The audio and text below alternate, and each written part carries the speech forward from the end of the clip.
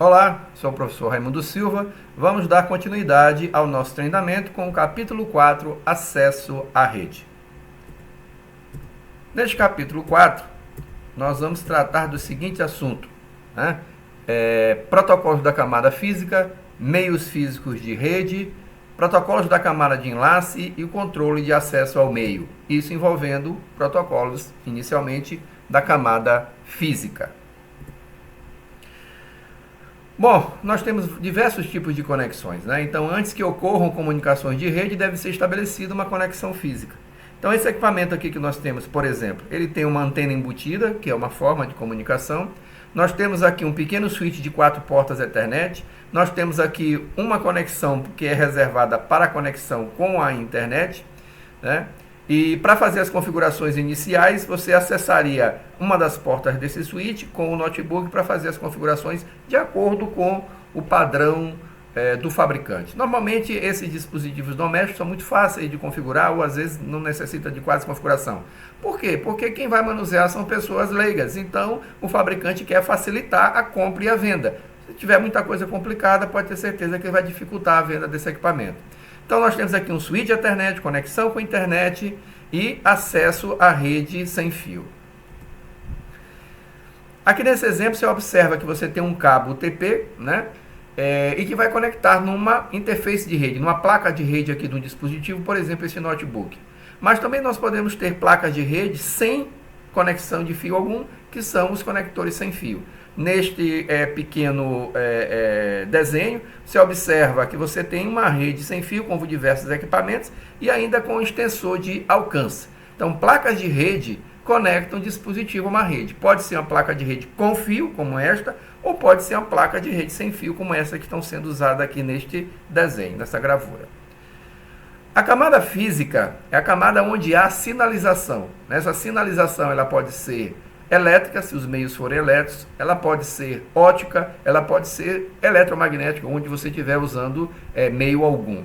Então, a camada física fornece os meios para transportar os bits que formam um quadro da camada de enlace de dados na mídia de rede. Ela aceita um quadro completo da camada de enlace de dados e o codifica com uma série de sinais elétricos, óticos ou sem fio, tá? Então, lembrando que nós temos a camada de aplicação, apresentação, sessão, transporte, rede, enlace de dados e física. Efetivamente, os dados são transmitidos na camada física pelo meio disposto e pelos sinais que são possíveis nesse meio disposto. Na camada física, nós temos basicamente, como eu falei, a possibilidade de sinais elétricos, se você estiver usando cabo de cobre, pulsos de luz, se estiver usando cabo de fibra ótica, ou sinais de micro-ondas, sinais de ondas, se você estiver usando meio sem fio. Você pode ter a amplitude modulada para sinais AM, sinais FM da frequência modulada ou sinais PM para o pulso modulado. Há 3 formas básicas para os meios sem fio: elétrico, luz e ondas eletromagnéticas. Muito bem, padrões da camada de física. E quem padroniza, Quem padroniza esses sinais da camada física? São diversos órgãos que o fazem. A ISO, TIAEA, o Instituto Elétrico e Eletrônico, o I3E, todos trabalham para que haja uma normatização, uma normalização da camada física. Muito bem, característica da camada física. Você observa, por exemplo, nessa codificação aqui, que você tem a codificação passando de um estado para o outro, nesse sentido desse gráfico, como representando o 0. E o inverso, ou seja, subindo como 1. E assim é possível codificar em zeros e uns. Então, no caso, essa codificação, a transição ocorre no meio de cada período de bit. Método de sinalização, método de representação de bits. Os padrões da camada física devem definir que tipo de sinal representa 1 e que tipo de sinal representa 0. Então, como você observa aqui, a modulação é um processo pelo qual a característica de uma onda, o sinal, modifica a outra, a portadora. Observe aqui, você tem uma onda de modulação e você tem um sinal portador. Quando você junta os dois, você vai ter um sinal de frequência modulada, por exemplo, ou de amplitude modulada, também tendo a onda de modulação e a sinal da portadora. Poxa, mas o que é essa portadora? Como é que a gente poderia fazer uma analogia? Tá? Você imagina o seguinte, as ondas mecânicas do mar quando quebram na areia da praia. Se não tiver onda, não vai ter surf. O surfista precisa da onda do mar quebrando na praia. Ora, então essa onda mecânica, ela é a portadora.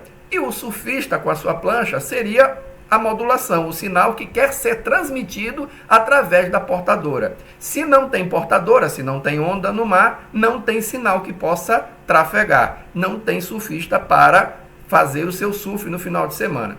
Então, precisa do sinal da portadora.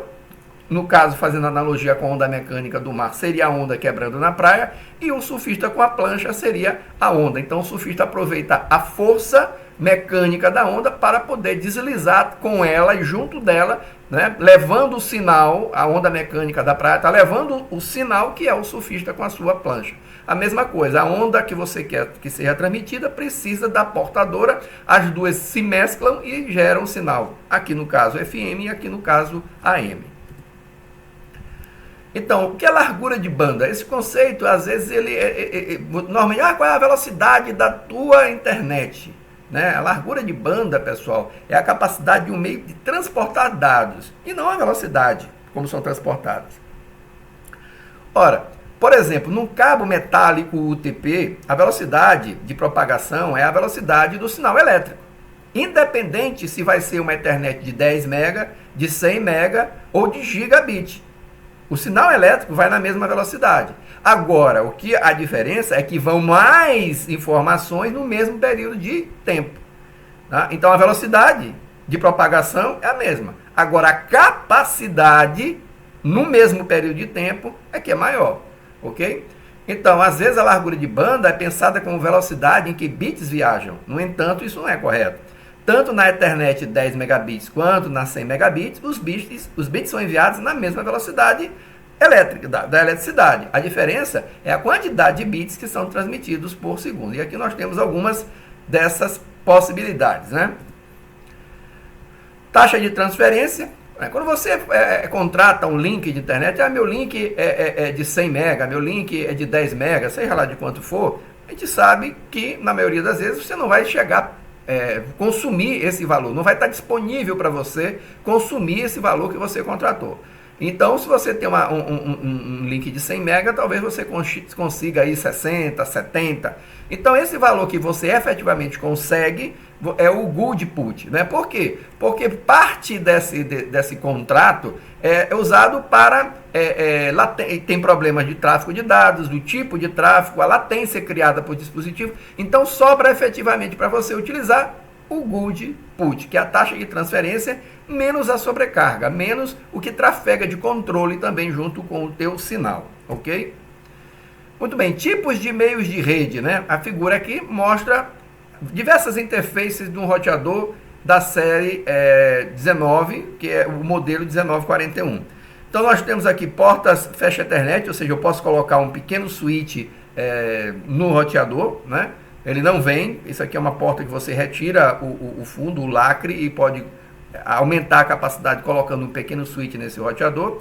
Você tem aqui a interface SHDSL, você tem aqui a interface de porta de gerenciamento, você tem a gigabits, e também você tem um conector USB tipo A para fazer as configurações. Olá, ficamos por aqui, até o nosso próximo encontro.